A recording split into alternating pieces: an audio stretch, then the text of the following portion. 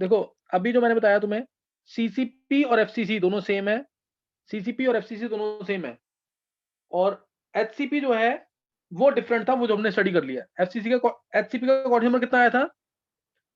FCC का coordinate number 12 था, और एचसीपी का कोऑर्डिनेट नंबर भी कितना है? 12। एचसीपी का कोऑर्डिनेट नंबर भी कितना है?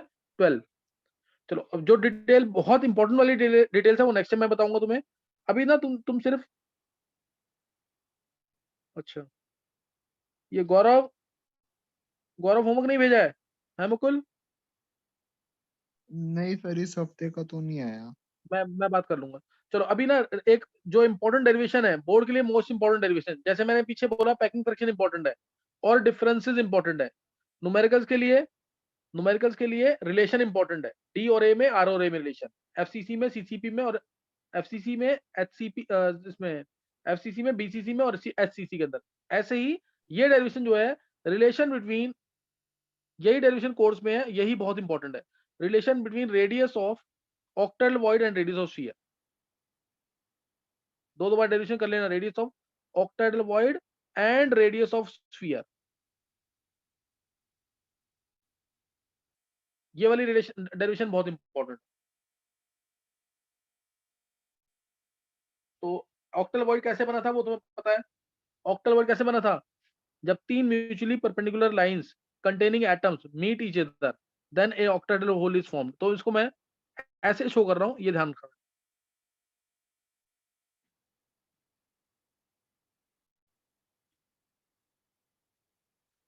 ये बन गया ऑक्टल वॉइड। एक स्फीयर इसके ऊपर है, एक स्फीयर नीचे है, जो मैंने शो नहीं किया। पहला क्वेश्चन आएगा, ये आएगा ना, derive relation between radius of octal void and radius of sphere.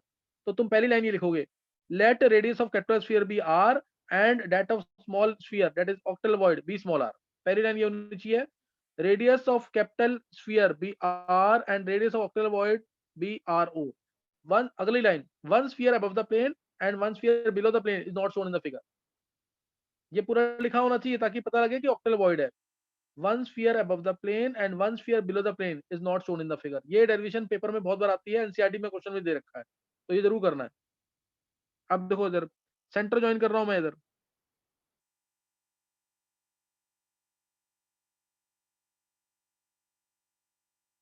ये ज्वाइन कर दिया, ट्राइंगल मान लिया ए, ये बी और ये C, in triangle ABC. Triangle ABC के अंदर एंगल कितना है? 90 डिग्री का एंगल कि नहीं? ये वाला एंगल 90 डिग्री है ना? स्ट्रेट लाइन लेके जाओ यहाँ से, 90 डिग्री आएगी ना यहाँ पे, तो ये एंगल कितना होगा? 90 डिग्री का। इन ट्राइंगल ए बी सी,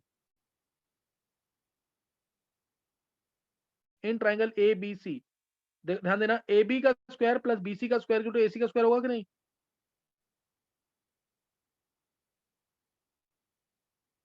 ये होगा कि नहीं?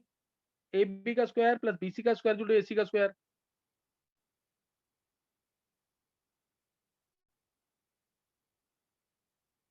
बोलो। Yes sir. अब ध्यान देना, ए बी का स्क्वायर प्लस बी सी का square equal to A C का स्क्वायर आएगा, और ये कितना है? आर, स्मॉल आर, या चलो कैपिटल आर लिया, कैपिटल आर ले लेते हैं, बट इसको कैपिटल आर ले लो। ये आर, ये आर, ये कैपिटल आर, ये कैपिटल आर, ये स्मॉल आर, आर ओ, ये आर ओ, समझे कि नहीं? तो आर ओ को मैं अभी आर से नोट कर रहा हूँ, नहीं तो आर ओ पूरा लिखना पड़ेगा, आर स्मॉल लिख रहा हूँ मैं इसको। ए बी का स्क्वायर क्या है? ए बी का स्क्वायर है आर प्लस आर का स्क्वायर प्लस आर का स्क्वायर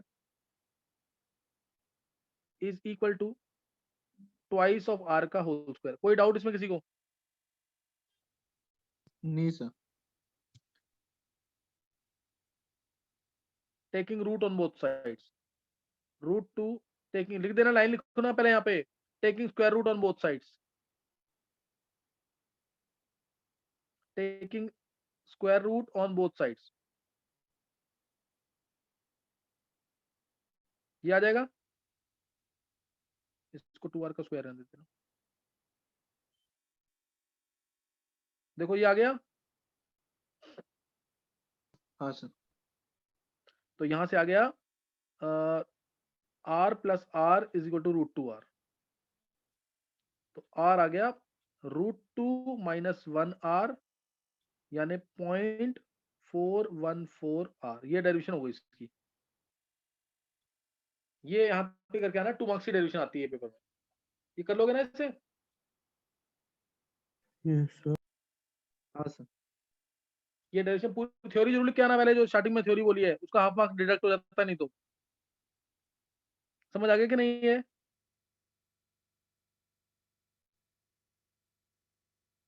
हाँ सर आ गई। हाँ, एक ना डायरेक्ट भी कर सकते हैं इसको, लेकिन पेपर स्कूल में करके मत आना, नोट कर लिया ना पूरा ये। एक डायरेक्ट तरीका भी ये करने का।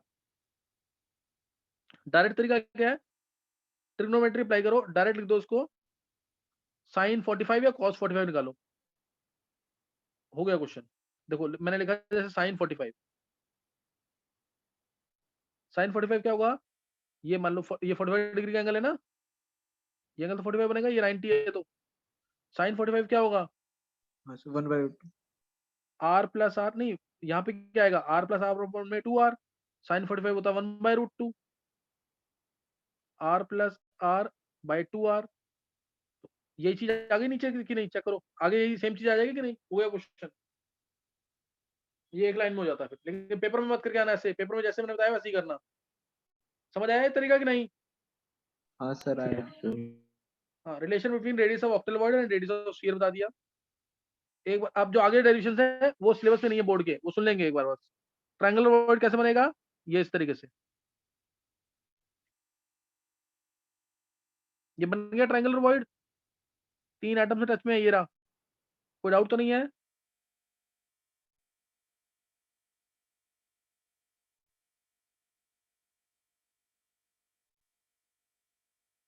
देखो रिलेशन देखो, ये यहाँ से सेंटर लिया, ये सेंटर, ये यहाँ पे एंगल बन गया, ये एंगल कितना होगा? ये एंगल कितना होगा बताओ?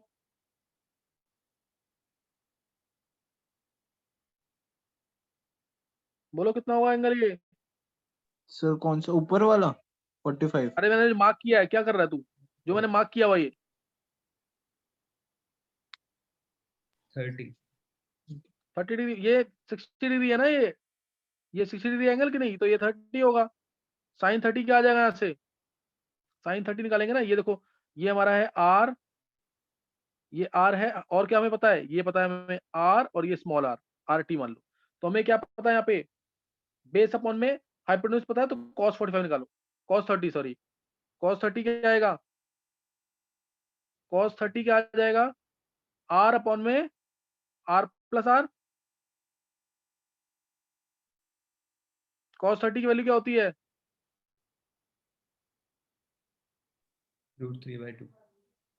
√3/2, आर अपॉन में आर प्लस आर, तो आर आ गया यहाँ से। सॉल्व कर लेना पूरा। कितनी वैल्यू बोली थी मैंने ट्रायंगुलर वॉइड में? पॉइंट, बोर्ड के सिलेबस में नहीं है, दोबारा बोल रहा हूँ मैं। जो मैंने छोटा सा स्फीयर रखा ना ये वाला, उसका रेडियस कितना आ रहा है? बड़े स्फीयर का 0.155, बड़े स्फीयर का 0.155। नहीं समझ आई डेरिवेशन इसकी?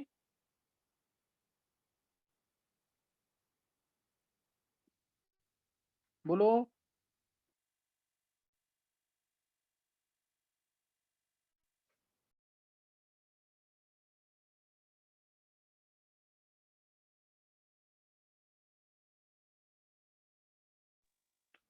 चलो एक लास्ट डेरिवेशन करेंगे, relation between radius of tetral void and radius of sphere. Board के सिलेबस में ये भी नहीं है, आंसर सबको पता है, 0.225 आर आएगा। आंसर क्या आएगा? 0.225 R. Relation between radius of, लिख लेना जरूर, relation between radius of tetral void and radius of sphere. Relation between radius of tetral void and radius of sphere. Tetral void कहाँ पे होता है?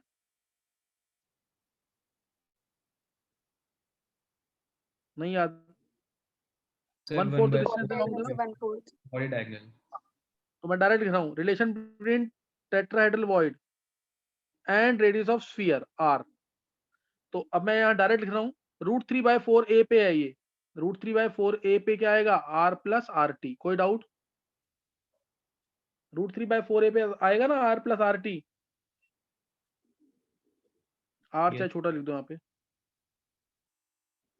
आर दोनों जगह छोटा लिख दो, यहाँ पे भी छोटा, यहाँ पे भी छोटा, मतलब मेन स्फीयर का है। आर प्लस आर टी आ गया, और ए क्या होता है? 2√2r। एफसीसी के अंदर देख रहे हैं ना, तो ए क्या होगा 2√2r equal to r plus R T. Solve कर लोगे इसमें, ये 2 से 2 आ गया, यहाँ पे सॉल्व करोगे तो आर टी आएगा 0.225r। कोई डाउट किसी को?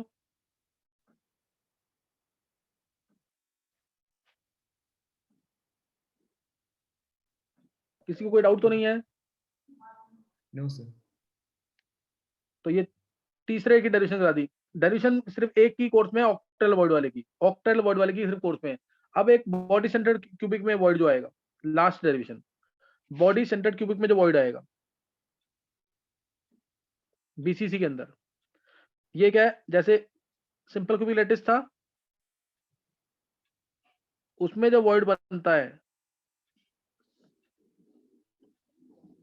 बीसीसी वाला, बॉडी के सेंटर पे है, आठों को टच कर रहा है, तो √3/2a, √3/2a क्या होगा, r प्लस आर बी लिख दो उसको, बॉडी सेंटर वाला, इसको क्यूबिकल वॉइड भी कहते हैं, आरसी लिख दो क्योंकि क्यूबिकल वॉइड ना ज्यादा यूज करते हैं एंट्रेंस में, r plus R C, r plus R C आ जाएगा, √3/2 equal to r plus R C. और a कितना होगा यहाँ पे, ध्यान देना, a कितना होगा,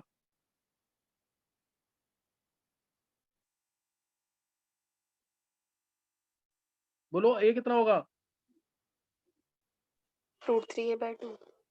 नहीं नहीं नहीं, यहाँ गलती मत करना, ये मैंने तुम्हें कहा ना, ये फिर वॉइड थोड़ी होगा, ये तो पूरा बीसीसी बन जाएगा बॉडी के, इसको लिखता ही नहीं मैं बीसीसी को, ये एक्चुअल में सिंपल क्यूबिक लैटिस है, और बीच में जो खाली जगह आई थी वो वाली चीज है, ये नहीं समझे बात, a/2r होगा इसमें। हाँ ये ध्यान रखना, नहीं तो वॉइड नहीं कहेंगे ना उसको, फिर तो कॉर्नर वाला टच ही नहीं करेंगे, तो एक जगह पुट करो 2r √3, ये क्यूबिकल वॉइड है, ध्यान रखना, क्यूबिकल वॉइड बोलेंगे तो ये लगाना फॉर्मूला, क्यूबिकल वॉइड है, √3/2a, a की वैल्यू कितनी है 2r equal to r plus R C, cubical void, तो यहां से 2 से 2 कैंसिल, r ये √3r आ गया, एक मिनट रुको, 2r था, 2 से 2 कैंसिल, अब यहां से क्या आ गया, आर सी, क्यूबिकल वॉइड कितना आ गया 0.732r, नहीं समझ आई बात, इसको ऐसे बोला है बॉडी के सेंटर वाला वॉइड, समझे कि नहीं ये? Yes sir. तो ये चीज ध्यान रखना इसके अंदर। लास्ट नोट करेंगे रेडियस रेशियो रूल्स, सही ना, रेडियस रेशियो रूल्स,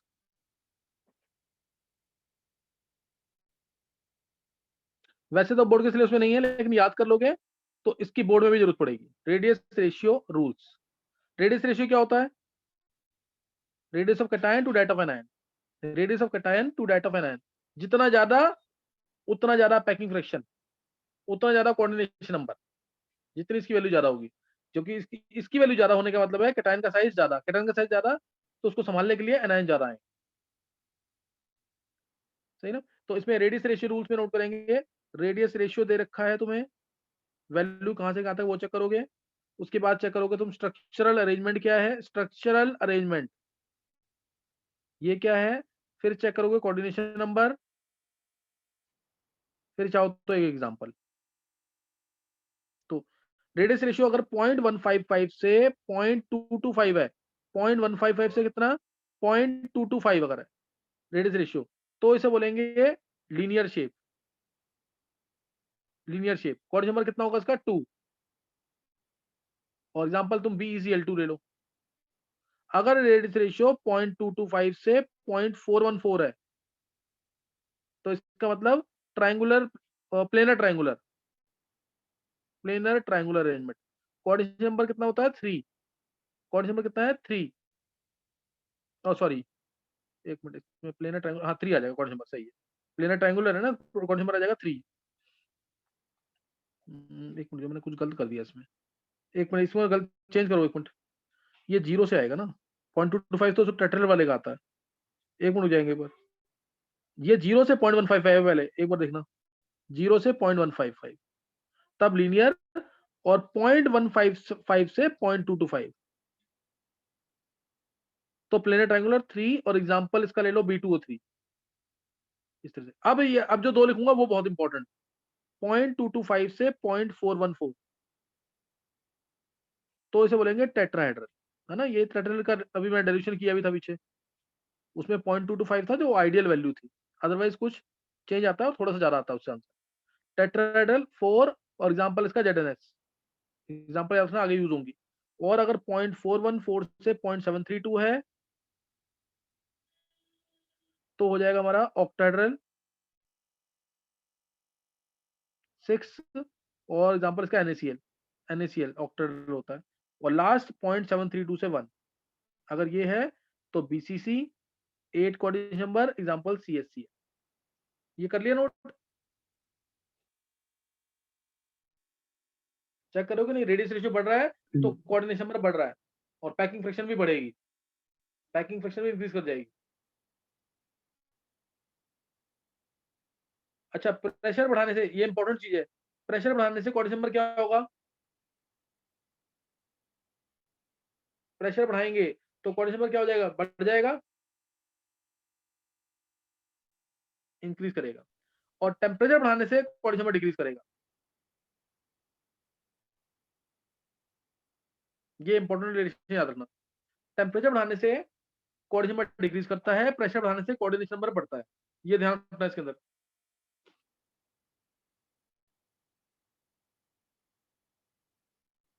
कर लिया नोट?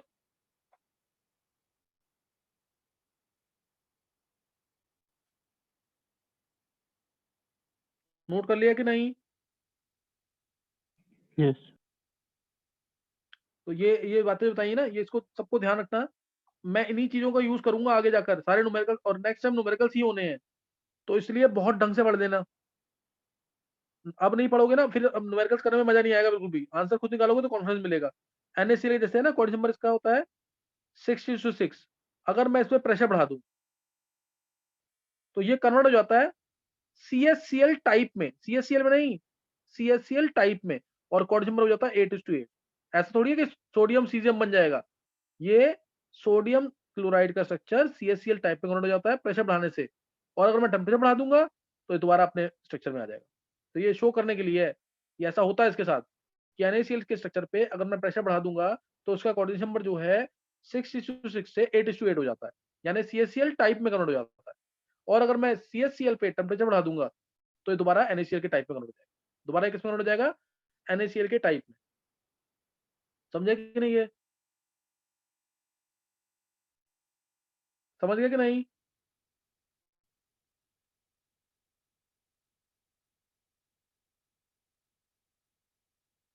यस सर, आ गया।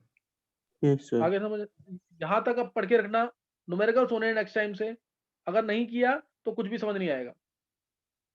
इसको बहुत ढंग से पढ़ लेना, सारे फॉर्मुलेस, सारे कंसेप्ट रीड कर लेना, स्पेशली SCC, BCC और FCC। और जो मैंने टाइप्स ऑफ पैकिंग सिखाया था सेकंड लेक्चर बहुत इंपॉर्टेंट था आज, तो उसको जरूर कर लेना। चलो नेक्स्ट टाइम क्लास होगी तो करेंगे आगे। Okay, thanks.